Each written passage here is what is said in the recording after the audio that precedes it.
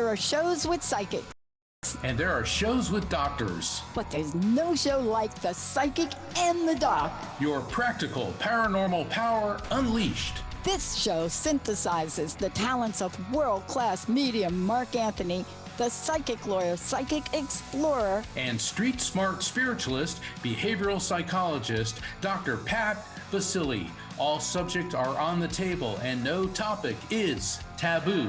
Inspiration, insight, action, and fun as Mark Anthony connects callers with loved ones in spirit, in tandem with Dr. Pat's fresh, no-nonsense, street-smart, intuitive insights.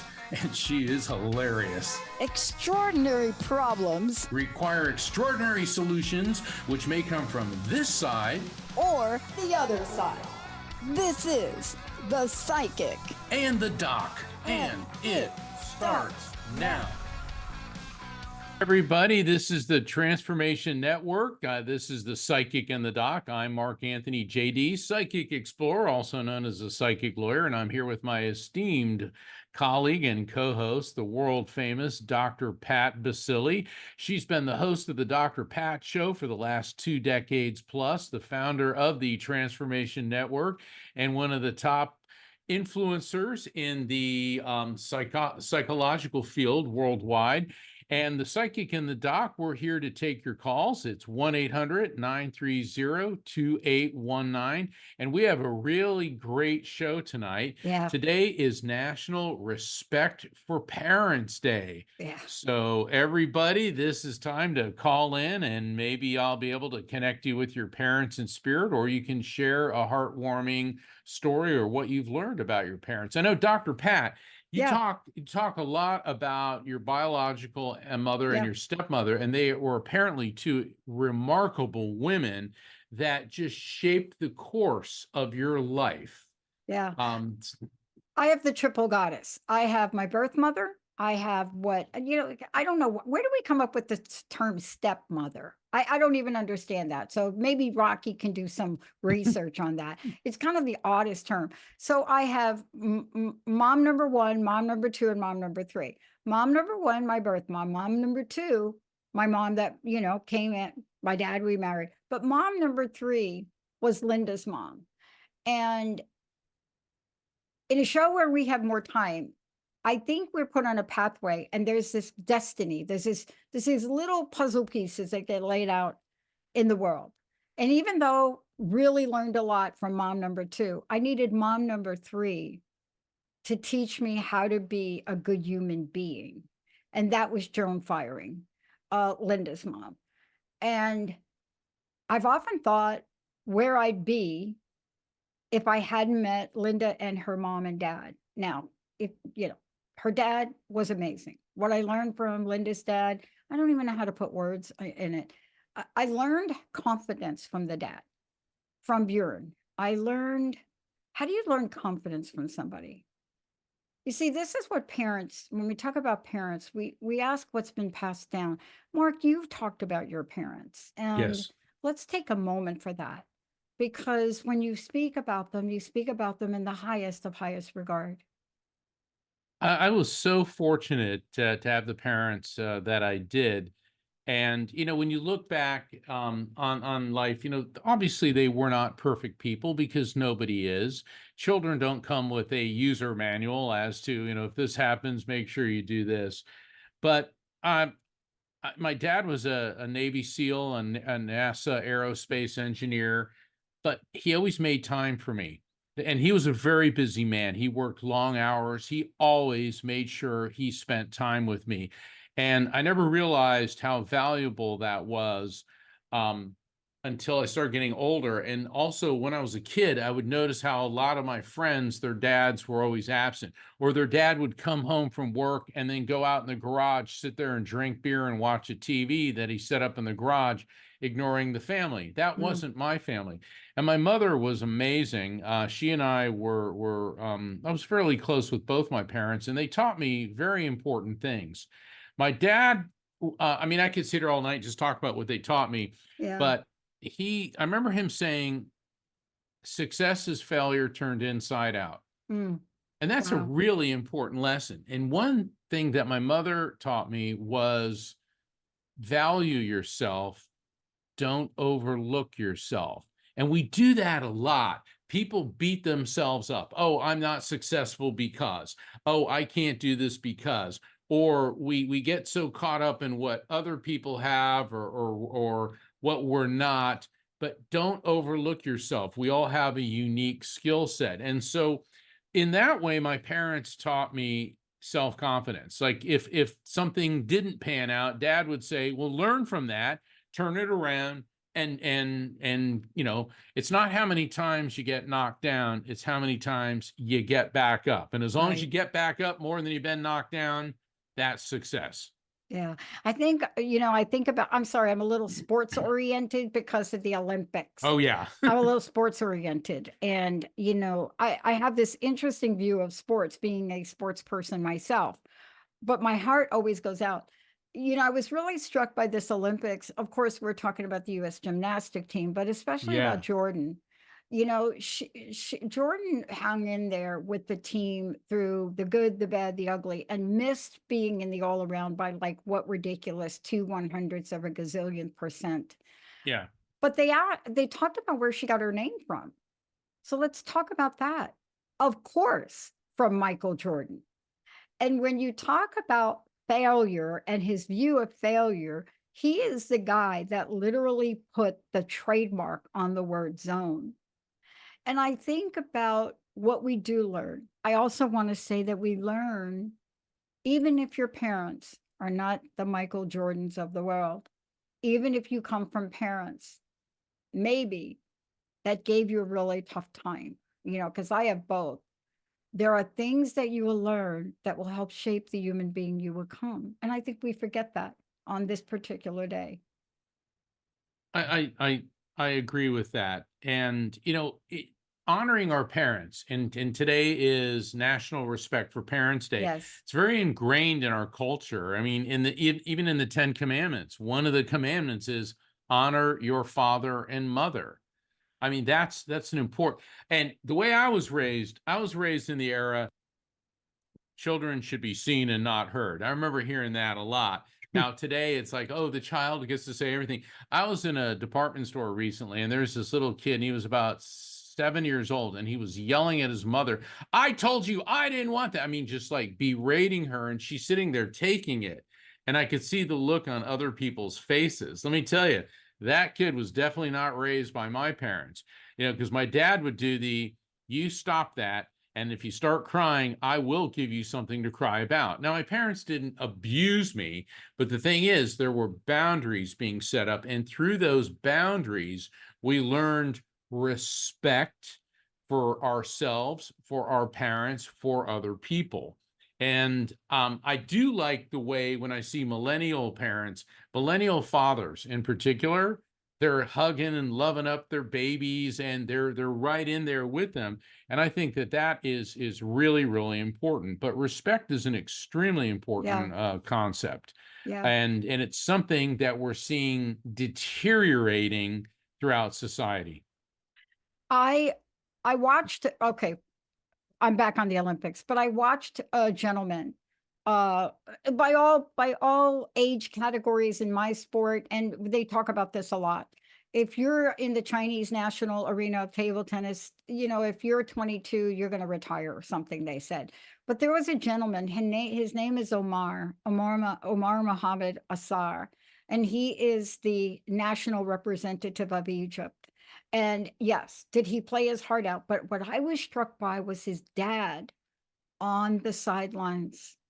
You see, you can watch a lot of things, but in this particular sport and other sports, you see who the coaches, who the fans are, who the cheering crowds are. And I think they've showed so much of that in the Olympics. It's got to rise you up. But Yeah. I watched his dad, and I watched this young man who I don't think many people thought he would go as far. But I watched his dad, and I watched him come over and talk to his dad. And there are those moments that you see in a level of respect that I don't know how you describe. Now, look, I have to tell you, I studied respect for 10 years. My research cornerstones, what respect is between two people. And I will tell you that one of the cornerstones of this, if you are thinking about your parents, is What are the agreements that they've made with you and you've made with them, and how well have you kept them? See, I can't help bring that up. I got to throw a little bit of that psychology in here today, Mark. Oh, certainly. Well, But in the end, it's not hard to respect. It's right. also not hard to forgive. So today's show is going to embrace all of that. Today, we want you to think about one thing, not sure what it's going to be for you, one thing in the life that you've had with your parents where you can pinpoint a moment of respect.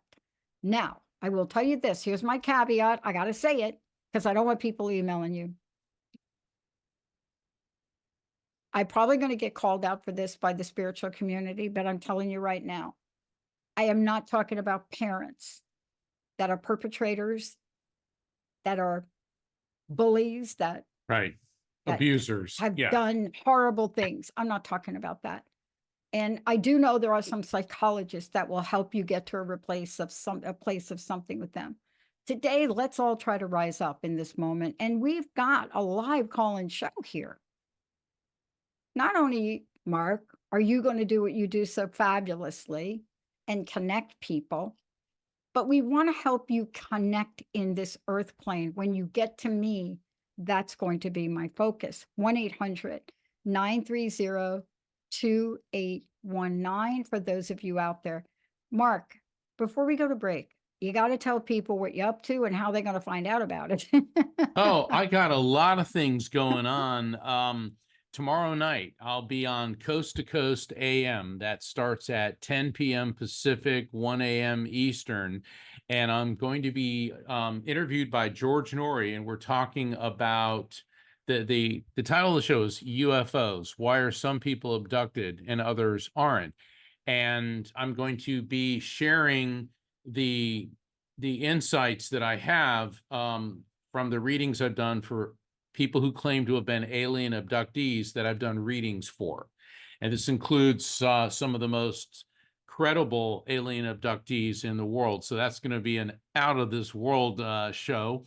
And then next week on the 9th and 10th, I've got 2 online light circles. And the light circles are limited to 6 people. Everybody's guaranteed a reading. And so tickets are on sale now, but they're going fast. We only got a couple left. And then in the 22nd, 23rd, 24th, and 25th of August, I'll be in Phoenix with Rocky at Helping Parents Heal. And even though the conference is sold out, you can purchase an online pass, and you can find out about all of this by visiting the calendar of events on my website, which is afterlifefrequency.com, which is afterlifefrequency.com.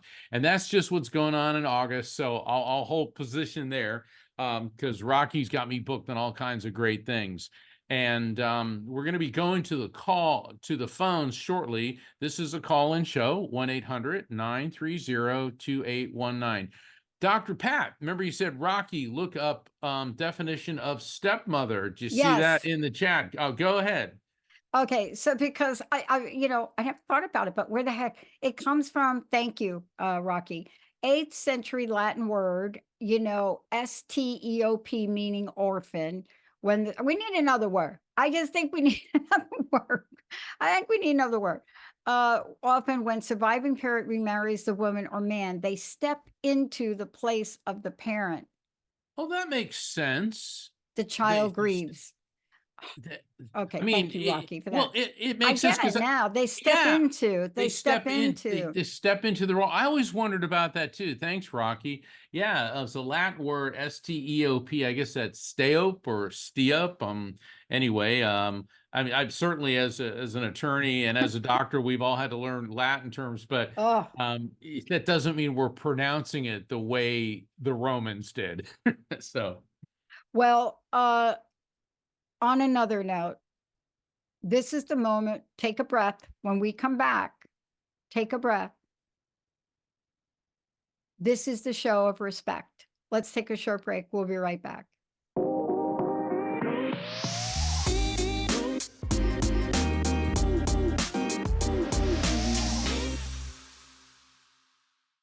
Hey, everybody. Oh, go Uh, ahead, Mark. no, I say we are I back wasn't with sure. Dr. Pat I missed my and cue. that's right. Go ahead, Dr. Pat. We are back. Just so you all know, this is a live show. This is what happens in a live show. You get to like show up like a real people, like a real show.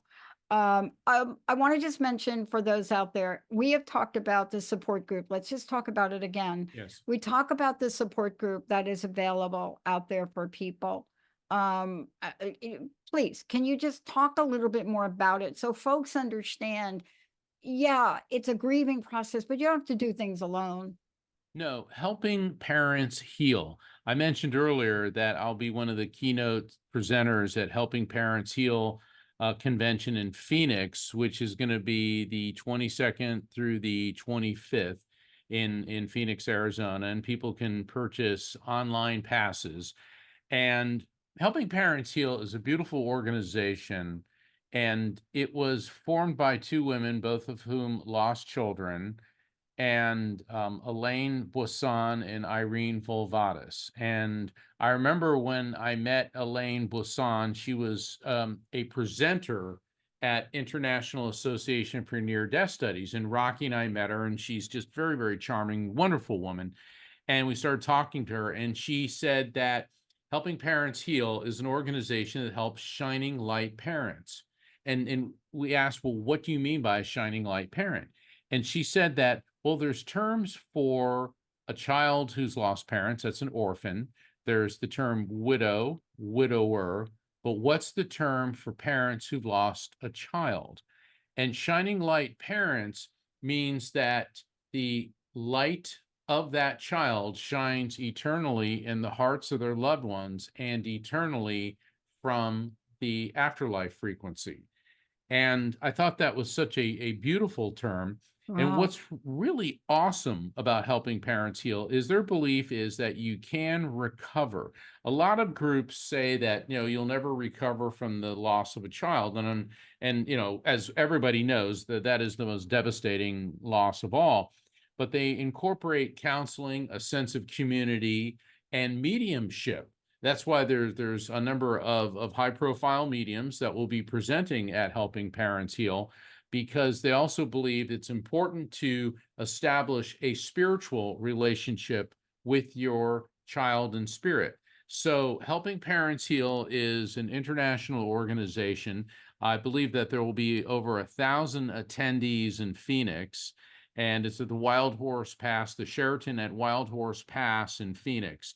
So if people want to find out more about it, please visit my website, the calendar of events at afterlifefrequency.com. And for all the parents out there who are shining light parents, Dr. Pat and I are here for you. Yeah. This is like we always let Helping Parents Heal know about the psychic and the doc. And I rest assured, Dr. Pat, they know about us. They Yeah. definitely know about us. Yeah. And I just want to say, I want to mention something you all are going to hear on our network. And I just want to mention it now, Mark. You're going to hear from a fabulous new show that's coming. And Orly Cormier is the host of that show. And her body of work and her calling is about intentional wellness coaching. However, it's very, very special. It is for parents. It is for parents having children, but it's especially in the realm of cancer and wellness. And she has stepped out on a very large pathway, because I cannot tell you how many calls we've had where we've heard people talk about losing someone, and myself losing two people, both the mom that I was friends with, her daughter, both to cancer. Orally has been called to really step out there as a phenomenal nurse anyway, but step out there and say, this is a body of work that we need to pay attention to. Right. This is an area that we can do some work in. We are taking your calls at 1-800-930-2819, 1-800-930-2819. Now, you want to talk about the Olympics. It's really amazing when you see these Olympians, and then the camera will flash to their parents. Yeah. And wow, what it must be, what a thrill for these parents to see their child there in the Olympics. And also I saw one of our Olympians, I believe he was a swimmer, and he ran over to his wife and new little baby boy, and he was hugging and kissing Mm. them. And it was like, that is just amazing. One thing, the Olympics being in France, the French really pulled a coup d'etat by having the surfing competitions in Tahiti, French Polynesia, which is 10,000 miles from France, but it is a French territory. And just the photograph of that one surfer in midair standing Oh, next to a surfboard. I mean, that has got to be definitely the picture of the year, maybe of the decade. The photographer said it was years of experience and luck. I mean, so the photographer yeah. even knows that he lucked out on that. And it's amazing because growing up in a surfing culture, I remember when the United States Surfing Association was formed, and surfing had never been taken seriously, and now it's evolved into an Olympic sport. But also, I really enjoy the swimming and the gymnastics. I felt my heart broke for Brody Malone.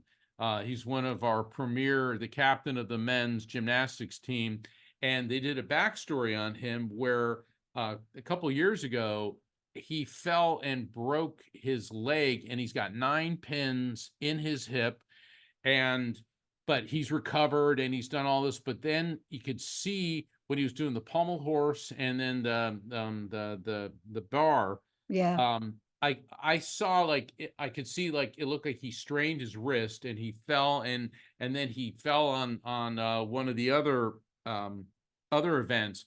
And the problem is they've been training so hard that his body gave out, and it was a crushing blow. But nonetheless, our men's gymnastic team still managed to pull off the bronze medal. So congratulations Yeah. to them. Congratulations for sure. But when I saw the look on his father's face when he fell, they flashed from Brody to his father. You could just see the anguish, and there was no anger, there was no disappointment. He understood what was going on, and that's really important for all the parents out there. Everybody wants their kid to be, the Olympic medal, winner, the football champ, the smartest kids in the class. Um, but sometimes they're not. And just because it's possible to not win, but still not have done anything wrong. And it's important not to put so much angst, so much pressure on your kids that they develop this complex. And Dr. Pat, as a Yeah. psychologist, I bet you've come across a lot of adults Yeah. that are Yeah. now trying to reconcile issues. And what we do on this, and then I'll turn it over to you, Dr. Pat, is it's better, I think, to resolve those issues while both of you are here on planet Earth. Otherwise, you're going to need me to establish the connection to try to help rectify that. Yeah. What's your take on that, Dr. I Pat? want to talk about the culture. I want to talk about the cultural change in sports for a minute because it's very difficult to talk about parents and parents in sports without talking about the cultural evolution. And, back in the day, first of all, women, except for a handful, were even talked about in sports. So let's just hold that thought for a minute. So when you had that culture of sports and parents, you had parents that were so fully involved. I mean, everything from I'm managing you from age 3. I mean, this was them. This was the burden that they took on because there was nobody else to fill the gap, right? Right. And you watch that evolution, and that was not even tough love in sports. I'm going to talk about tough love today. I'm going to talk about tough love in regard the women's soccer team. But that was just brutal. I mean, anyone that had children trying to rise up, there was enormous pressure on them. However, there were some cultural communities where the matriarchy was a primary foundation. I mentioned Michael Jordan. Yeah. Has anybody seen the Michael Jordan film there? You see the role the mom played in that. But the emotional and psychological damage of failure And I say that word because we didn't know what we know today about the impact we have on the words we say, on what we do, on the punishment we give out. Now, fast forward, let's go a couple decades. We now had, especially in football, it's not just football, but football seems to get the highlight. We now had coaches called out for their horrific behavior. Yeah. Horrific behavior. But what about the players? We rarely take a look back. And what about that documentary that talks about the players and the players that felt under the palm of that? Mark, when you're successful and you're a Michael Jordan or, maybe a Steph Curry or a Caitlin Clark, when you're in that realm, you're at the top of your game. So we don't really talk about it very much. Yeah. But when you're not in that category, you're in no person's land. You're in a space of almost nothingness for your support or even acknowledgement. And I think that's what we're talking about. Now, do you step back and give those parents respect? I say that you do, because the larger culture really permeated a level of behavior that we now know was completely inappropriate. Do you know what I mean? I do. And parents also need to realize the immense power that they wield. When children are toddlers, mommy and daddy will never lie to you. Okay, that's what a child thinks. And then they find out that Santa Claus isn't real, so people have been doing that. But and I have no problem with children believing in Santa Claus. And as I've explained it to children in my family, that, well, Santa Claus may not be an actual person, but Santa Claus represents the positive, the kindness, the compassion, the joy that is symbolized by Christmas. But the thing is, a parent could say something to a child. I mean, I've heard people say to their children, "I wish you were never born," to a child. Yeah. Yeah. Whoa. Yeah. Whoa. You do Yeah. that, they're going to end up describing that to a psychologist at some point in their life. I mean, if they're taking the healthy approach to dealing with that. Yeah. That right there. I just want to say, everybody, zip it up. As much as you're getting arguments about your children, as much as they are, whatever they're doing, maybe they're addicts, maybe they're alcoholics, maybe they're doing things you don't want them to do, but you can't take that back. You can't take those words back. And this is very important. A lot of the work I do is on mindset. And I do work with people on what I call mindset transitioning. And the reason I call it mindset transitioning is because somewhere we read in some book that we take out a magic wand and we can change our mind. Well, okay, maybe we can, but you have to have some transition. Simone Biles, perfect example Yeah, of yes. mindset transitioning, right? Many others in the field. You could see that at the Olympics, but there's many people on a day-to-day basis that don't really know what that means and how to do it. And one of the things we're talking about today is having a mindset transition. I have to tell you, Mark, I would love to hear your take on this because you talk to so many people. My belief is that you have to have a mindset transitioning approach before you can contemplate the notion of forgiving. That's just me, though. Well, yeah, no, I think that because people say, "I forgive you," it's like, well, saying it and meaning it and Ugh. feeling it are three different things. Mm, And a mindset, changing a mindset, because let's say that you had a parent that may not have been physically abusive, but still was always criticizing you. And, mhm. in my parents' generation, they would often try to, I don't want to say put you down, but always say that you could do better. It's like, well, I got a B plus on this. Oh, you didn't get an A? No, they That would type of put thing. you down because that's the way that they were inculcated. I mean, they did do that. That was their, what do Exactly. you call it, mode of operation. Yeah, I mean, a friend of mine who's an attorney, he was talking to me about his parents, and he said, I can't do anything right. He said, I could go to my parents and say, Mom, Dad, I was just appointed to the United States Supreme Court as a justice. He said, you know what they'll say? What? You mean you're not president? So it's like nothing is ever enough. And and parents aren't trying to hurt their children when they say that. You think that you're motivating them. On the other hand, you don't want to just tell them, well, it's okay if you're totally mediocre. I mean, I heard this one woman say, Mm. I just want my children to be average. I don't want them to stand out. Well, let me tell you, that was not how my family operated. My parents wanted us to succeed, wanted us to have our own businesses, work for ourselves, have our own identities. But so rewarding mediocrity is also not a value. When you look at the Asian culture and the Asian subculture in the United States, you hear a lot about Asian children, Japanese, Korean, Chinese, people of those heritage.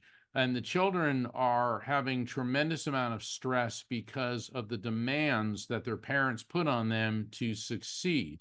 So on one hand, it makes for entrepreneurial and successful children. On the other hand, it gives them a lot of anxiety and psychological dysfunction. So, Dr. Pat, as a psychologist, where's the balance in that? I'll tell you, From no, yeah, I'll tell you, nobody says it better than Jim Fannin, who is, you're not going to hear a lot from Jim because he has a very private practice as the top coach. He is the coach of champions. Chances are he's probably coached these people in the Olympics right now. But when he developed his score system, you come out of the gate and the first thing that he talks about is self-discipline. You've got to have it. And so where I fall out on this is, what can you do to instill a level of discipline to the degree by which, as a parent, you and your child must achieve. And by the way, parents, if you're not showing it, don't bother trying to convince your kids to do it, because they could see right through that. But you have to develop more than just discipline. You have to enact more than just the D word. The idea of self-discipline is an automatic internal mechanism that says, if I want to receive gold medals at the Washington State Championship in singles, now I'm talking about myself, then I better be doing a lot of singles. And guess what? I didn't. I didn't do a lot of singles, and it showed. See, I didn't have the self-discipline in that sport, in that one event. Now, why is that? Because I had 2 other doubles events, and I felt so responsible to my doubles partners. But if you want to achieve great things, you have to really look at the whole picture. And it really is self-discipline more than just that discipline word. And that is hard to achieve. Now, I can't talk to various cultures. I will tell you this, that almost everybody that I play with, they're from a culture that's either Asian PI, Asian, they're from there. They just happen to be. They're the best. It's clear the Olympics. They're the best. United States, Lily, you did a great job, girl. I'm telling you, you really showed your stuff. But they're the best of the best. What do they do to achieve that level? There was a commentator the other day that commented on one of the athletes and said, "Oh my God, he's 33. Omar, he's 33 years old." He said, on the Chinese national team, you retire at 23. So there are different standards. And I wow. think we have to be mindful of culture. We really do. It's hard to say what it is, but I will tell you what's not okay. Ever. Not in a sport, not in coaching. What's not okay is pushing a person to a place they don't want to go themselves, and therefore cause a breaking point that they would Oh, not have had. Do you understand? I You see, do. if I want to achieve, if I'm in a family and I'm like, I do not want to go to that college. I want to go over there to Stanford. And that is your goal. Then you have to set the standards up for that child that helps them get there, but not by judging them, berating them. But you see, that's the difference in self-discipline. Self-discipline allows you to cultivate your own desire set point on any given thing. I like that because the self-discipline, if it's reinforced by the parents, is a positive thing. I had a friend in college, and I remember he was telling me how much he hated being a football player. And I said, "Yeah, but you're a football player." He goes, "My parents made me." He Yep. said, when I was 12, I had to start playing in junior high, then high school. He said, I didn't, because, oh, we all play football in this family. He says, I hate it. And it's the thing I'll say about my parents. I mean, they definitely motivated me. I always was a good student. I was always in the, top 5% of my classes and all that. And they certainly didn't like it if I started slacking off on homework or something, which I very seldom did, but they reinforced that. But they never forced me to do Yeah. something I didn't want to do. They didn't make me join some sports Yeah. team or some club or some organization. And usually when I would join something, it'd be because I remember when I was a little kid, I wanted to join a chess club, and they were like, okay, they're all excited about that. But the thing is, they were supportive in a positive vein. A big problem young people have is finding something that they're interested in, a group that they want to be affiliated with.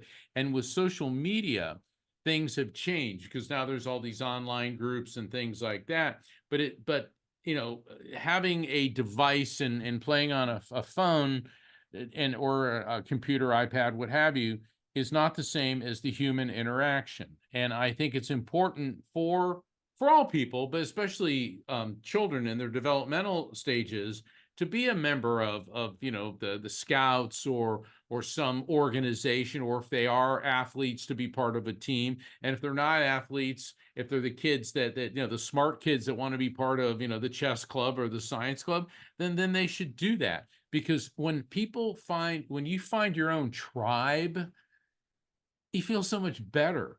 The worst thing is, and when I was growing up, I was a medium. Okay, so that made things weird enough. I was a real smart kid. All right. And my brother was the athlete. He was the surfer. He was the Joe Cool, and all that. And, I was always, oh, that's Earl's little brother. I was always Earl's little brother, which was cool because I love my brother and all. And he always, looked out for me. But the thing is, I felt very isolated a lot because I was different. But my parents never made me feel weird. Probably because they were both mediums too, but Yeah. that was why mom would say, don't overlook yourself. And so, and mom was real gregarious and she liked, she was always the life of the party. And they, by their example, taught me to fit in everywhere, even Yeah. if I didn't. I remember That's very cool, Mark. they were It's real cool very about cool. that. Yeah. Well, I got Yeah. along with everybody in high school. And then when I was practicing law, I remember one time I was at a bowling alley because I used to go bowling a lot, and I won a bowling party. And so I said at the bowling alley, I said, okay, so I won this. So was I get like 2 or 3 lanes? They go, no, we're going to give you 20 lanes. I go, 20 lanes. And so I put out notices to all my friends, and my parents showed up.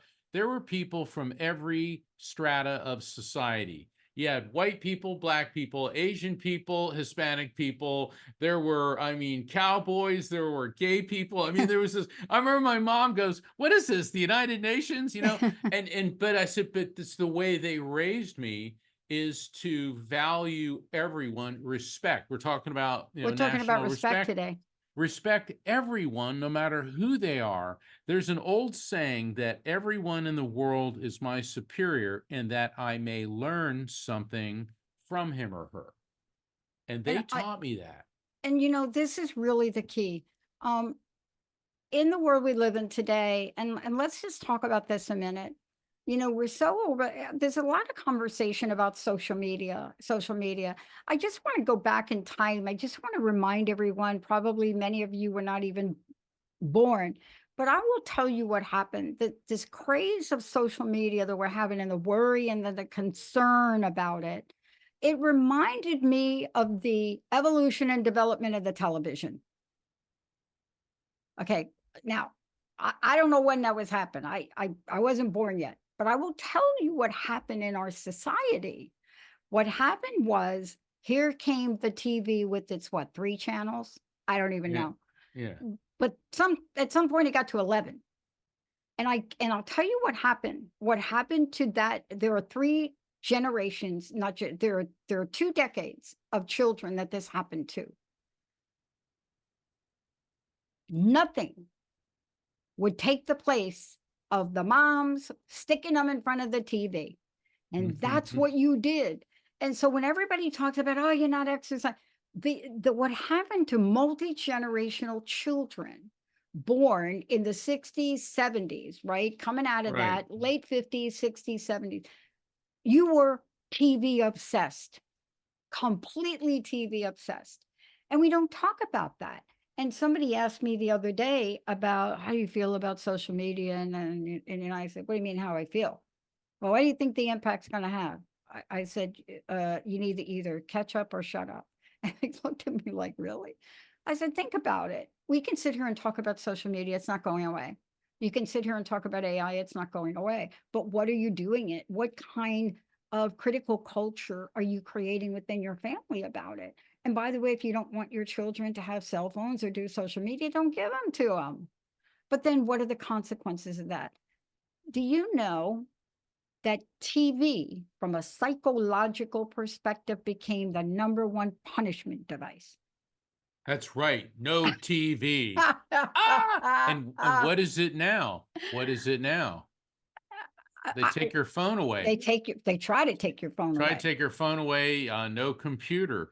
So, Good luck back with in that, folks. well, in the late 50s when television hit, and certainly by the 60s when television was every family had a TV. It's funny, I was watching that series, The Marvelous Mrs. Maisel. It's a great comedy. There's a lot to it. But she has two kids, and she's always doing this career, and her son's always sitting in front of the TV, and it's set in the late 50s, early 60s, and basically her child is being raised by the television. And so they did a good a takeoff on that. Now you look now and you hear about children being bullied online. Well, then don't be on Facebook or Instagram or whatever. But the social interact. See, when I was a kid, my social network was called Outside. I was just going to comment. Yeah, and all the kids we get together, we'd play I love softball playing or outside. whatever. Yeah. Oh, Oh, it was great. stickball, Yeah. roller skating. Are you kidding me? You know, but did you do that? Were you allowed? Can I ask you, were you allowed to watch TV? Because I hear some folks say, like, from my generation and even before and even after, I was not allowed to watch TV. I'm like, really? Where did you live? Like, the only people in my family didn't watch TV were at my grandma's house, where she didn't even have an out. She didn't have a bathroom. That's where you don't watch TV. But I think actually grandma did get a TV. But I don't think there's a difference at the moment between that transitional cultural change in society and what we're talking about. We're not even talking about cell phones and social media much anymore. Actually, the problem isn't that. You know what it is? It's the same thing we went through it during our generation and multiple. It's not the device, it's the addiction to the device. Exactly. It's people who don't sleep. They're up in the middle of the night texting people, posting stuff on Instagram. And studies have proven that cell phones and the computer, it stimulates the part of the brain, the same part of the brain that is affected by addiction. It eliminates your ability or reduces your ability to sleep, and you become addicted to it. And I see this with myself. I'll wake up in the morning and the first thing I want to do is grab my phone. And now I've made it a habit. No, I don't do that. And at night, there comes a time about 2 hours before bed when I don't look at email, I don't look at the phone, because all of a sudden I'll get on the computer and I'll start doing things. And I'm a writer, so I'm always coming up with ideas, but I also got to realize your brain needs rest. You need a break from this constant input. I mean, think about it. In let's say in the year 1900, how many people realistically traveled more than 20 miles from their home? Probably not at all. Now we have worldwide information beaming us. A volcano goes off in Indonesia and we know about it. There's a war in the Middle East, we know about it. And it's funny, people say the world is getting really terrible. It's like, no, the world has always been this way. It's just now we're aware of it. People talk about, well, the good old days. Well, when exactly were those? Was it World War II? Was it the Great Depression? Was it the Cold War? Was it Vietnam War? Was it the Roman Empire? Was it the Crusades? Earth has never been utopia. But because of advanced telecommunications technology, we're aware of it. And that awareness is a double-edged sword. If you're aware and if you study about it, it makes you informed. Otherwise, it's just a source for stress. It's so funny because I can remember I'm really we're coming over and we're compiling some things because we're really going to talk about our 20th year anniversary coming up. You know, going at the end of this year and into next year, we're really starting to talk about it. And I could recall they're starting to pull some old clips, and there are some things I've said on air, especially when I've learned a lot. Let me just say I've learned a lot. But I used to say things like, "Oh my God, why did we have to kill Cleopatra?" See, I'm not you. It just Yeah, some things didn't make sense to me. yeah, Like, why? And I would get bombarded with history, and they'd come on the show and they'd start talking about it. And I said, I don't get it. You didn't tell me why. Well, da, da, da, da, da, da. No, but why? Why would you want to kill Cleopatra? Why? And then I would say, okay, wait for it. Okay, you're going to probably have to cut this out, Emily. Then I would say, there's only one reason that you would want to kill Cleopatra. She's a woman. OMG. Now, I can say things like that now because I get more people agreeing with me. But when I first started to do the show, people would be shocked. yeah. It brings me to this next point. I want to ask you about this because I want to go full circle on this. We have access to more information Than ever. than ever. And yet, I am a woman, and mama number two, Doris, hello, mama number two, mama number one, but mama number two. This is a woman that grew up in the South, and any racial anything that came out of our mouths, she was old school. I'm putting the soap down there. This is what I grew up with. I don't talk about this part of my mama very much. This is a woman that marched. This is her. I got an email from somebody that knows me and said, you know, your mother Doris would be rolling over her grave right now. And I didn't know what that meant. Because I don't stay plugged into news and 24/7. I don't care in the United States where you come from, what you grew up with. Boy, I just pray we get to a level of respect where we don't tear down people's parents because of their race, maybe because they Yeah. were of Indian descent. I want to get to a place where we don't do that. I don't want to do it, especially in the political arena. Now, I know we got a lot of work to do because the reality of this is it's going on. But man, it's painful to hear and watch. It's And just it's painful. ridiculous. It's the 21st century in the United States of America. We all got to be something. Um, I mean, Rocky and I, we had dinner with one of our colleagues, and we had him on the show, Brian Smith. We had him on the Oh, yeah, show. yeah. Yeah. Okay. You know, he's an African American, but he's also a descendant of Thomas Jefferson. Okay. There you go. Okay, there we Right? go. Okay. We all got to be something. It's funny because my African American friends, they look at my hair and they go, Where's your family come from?" I go, Yeah. "Well, part of them comes from southern Italy." And they're like, "Yeah, we were wondering where you may have gotten that North African hair, you know." And when you study the history of that area, I mean, Yeah. North Africans invaded it, then the Greeks, then the Oh, Romans, then the Sicily? Spanish, then Oh, the come French. on. I mean, all over the place. It's like, and these people that are all hung up on racial purity, it's like, yeah. It cracks me up that this is even a discussion. And And I it think brings that us back to respect, though. I mean, it this is does. what I wanted to say, and I wanted you to really close this out with this. I studied respect for 10 years in different arenas, and my dissertation and all of my research talks about it, but I want to bring it full circle to this show. We talked about respect for parents, but there's a bigger conversation here. And I wanted to have you weigh in and really bring home the message of this show. Respect is a multidimensional, multi-energetic layer, a vibration and a frequency. And when it doesn't exist, the opposite might. Would you bring us home with that, Mark? Absolutely. Respect is a vibrational frequency, respecting the boundaries. It's your rights end where my nose begins. Let's start there. And respect is where you honor another person, you show deference for them, you acknowledge that everyone has value. And when people start respecting each other, you find that things become more balanced energetically and there's tranquility. Why is there war in Gaza? It's because both sides don't respect the other. Same thing in Ukraine, same thing for social strife in this country. Whenever you are finding a reason to put someone down, you're not respecting that person. So respect is about energetic balance.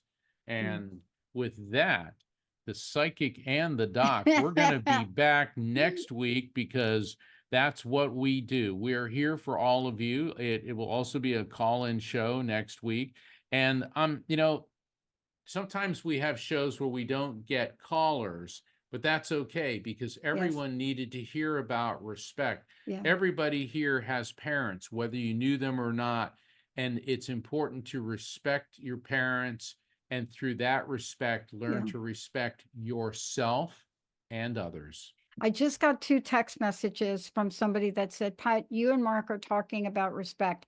I'm going to answer this. Can you think about a couple of situations in the Olympics where you've seen it? Yes. Let me get to it right now, real quick. The relationship between Lily Zhang, Lily Young, and Anthony Edwards, football and ping pong, the relationship between the table tennis team and these other Olympic gymnastic team, these other people, the relationship that was bonded through a little disenfranchisement there, that showed respect. But here was the moment yesterday for me. Quarterfinals badminton, women's badminton. I watched 2 countries play. You watch Thailand play, and then you watch Taipei play. And these 2 women, they battled it out. I have never seen a championship game, and I wish all of these people would do this. I have never seen this. Both of them turned and bowed 4 times to the audience. They both came together and hugged to each other, and they acknowledged each other in such a beautiful way, and that is respect. And you don't see it, and you don't see it much in Olympic sports. And I'll tell you, I cried. That's beautiful. Respect. That's respect. Wow. I don't think we're going to be able to top that ending. So everybody tune in next week. The Psychic and the Doc, once again, we'll be on the clock. All right. Thank you. Good night, everybody. Good night, everybody. Hey, everybody, thank you for tuning into The Psychic and the Doc with Mark Anthony and me, Dr. Pat Baccili, right here on TransformationTalkRadio.com. Hey, look, come back next week so we can explore with you more of life's many challenges and learn from fascinating guests. And you know what? Even Mark and me. We'll connect you and discover insights from people in this life and from the afterlife. Extraordinary problems? Yeah, they do. They require extraordinary solutions. But step into the world of possibilities with us on The Psychic and the Doc. That's every Thursday, 4 p.m. Pacific Time, 7 p.m. Eastern Time, right here on TransformationTalkRadio.com. That's TransformationTalkRadio.com. And don't forget, we're also live face-to-face on Facebook.com, Transformation Talk Radio.